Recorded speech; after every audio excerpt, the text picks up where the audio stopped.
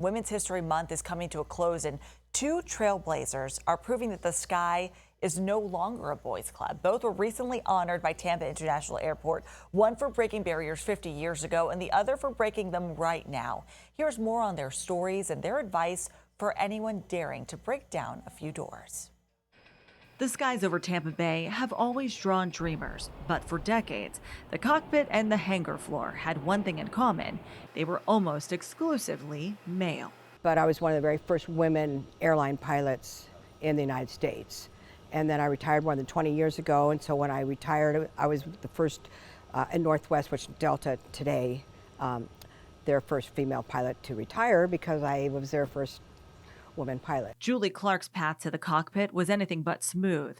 Orphaned at 15 after her father, an airline captain, was killed when a passenger stormed the cockpit, she turned tragedy into fuel. She fought her way into a field that literally didn't have a bathroom for her. I mean, after all 9 months of trying to decide if they're going to hire their first pilot with indoor plumbing, if you will, I got up over his desk and I said, I'll buy you a Golf Delta door if you'll just hire me. I remember I sat there going, I'm so sorry, but I'm so frustrated. Anyway, he hired me, and that was the beginning. Once in, Clark still had to prove herself every single day. She went on to log more than 34,000 flight hours, build a 41-year airshow career, and last year was inducted into the National Aviation Hall of Fame.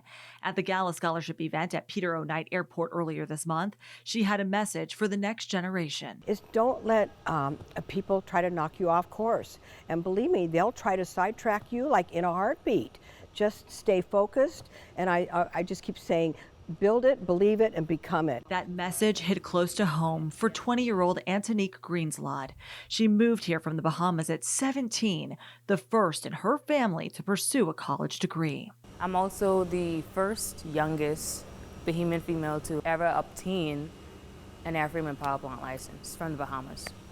Wow. So that within itself is like breaking barriers for the future generations. Now she's training as an aircraft mechanic at Brooksville Regional Airport and a scholarship recipient, often the only woman on the maintenance floor. There are still days today I go to work and I have to go in the bathroom and just cry.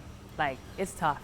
It's tough. So you really have to have thick skin or just be open to letting people thicken your skin, you know? Antonique has taken the skills she learned back to school at Embry-Riddle Aeronautical University, and she has her sights set on starting her own aviation business. And you know, there's just something that there's more for you. Go with that gut feeling and go with it full on, full forward. And always, always remember where you came from. I want to make a difference. I want to leave a legacy. From one generation to the next, two women separated by 50 years and a lifetime of different challenges, united by the same sky and the same refusal to be grounded. And women make up just 1% of airline captains in the United States today, but events like that gala and women like these two are working to turn that around. Christina.